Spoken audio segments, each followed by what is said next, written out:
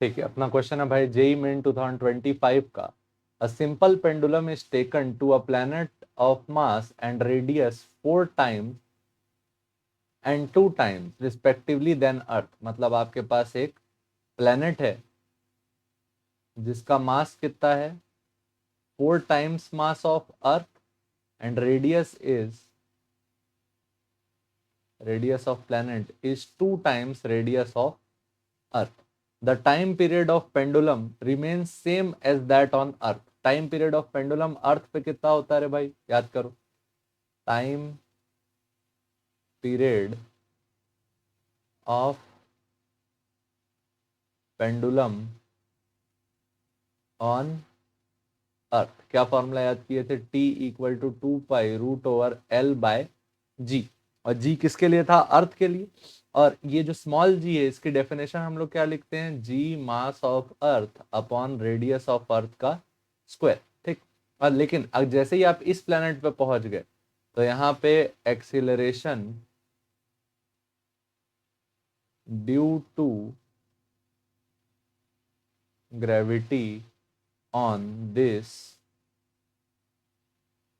Planet कितना आ गया, a equal to G mass of planet upon radius of planet का स्क्वायर। जी का जी मास ऑफ प्लैनेट क्या हो गया, 4 times mass of earth upon radius of planet क्या हो गया, 2 टाइम्स रेडियस ऑफ अर्थ का स्क्वायर। ठीक। तो ए का वैल्यू कितना आया, G into 4 mass of earth upon 4 radius of earth का स्क्वायर। 4 से 4 क्या हो गया, कैंसल आउट। तो इस प्लेनेट पे भी जो एक्सेलरेशन ड्यू टू ग्रेविटी आया, ए का वैल्यू क्या आया, G mass of earth upon radius of earth का स्क्वायर आया। तो एक्सेलरेशन इक्वल टू क्या आ गया, स्मॉल जी। तो यहाँ पे टाइम पीरियड भी क्या रहेगा, 2 pi root over L by G. Time period का फॉर्मूला क्या आया, T equal to 2 pi root over L by G. ठीक। तो ये हो गया हमारा पहला स्टेटमेंट। Statement 1 is true. ठीक।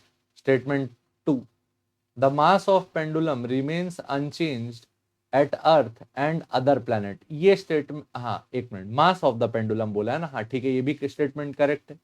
मास किसकी प्रॉपर्टी है, मास of pendulum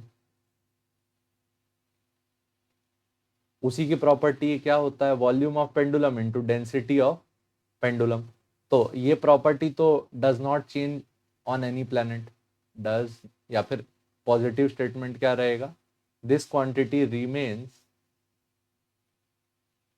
same on every planet. हम लोग ये बचपन से पढ़ते आ रहे हैं कि मास किसी ऑब्जेक्ट का चेंज नहीं होता। तो स्टेटमेंट 1 भी क्या है, स्टेटमेंट 2 भी सही है, 1 भी सही है, लेकिन 2 जो है वो 1 का करेक्ट एक्सप्लेनेशन नहीं है। करेक्ट एक्सप्लेनेशन ये होता कि दोनों प्लैनेट पे ग्रेविटी क्या है, सेम। ठीक। तो दोनों स्टेटमेंट ट्रू है लेकिन करेक्ट एक्सप्लेनेशन नहीं है। Both statement A and R true but R is not the correct explanation of A. ठीक। ये अपना आंसर लग गया डी। ठीक। होपफुली आपको समझ में आया होगा। देखने के लिए धन्यवाद। जय हिंद।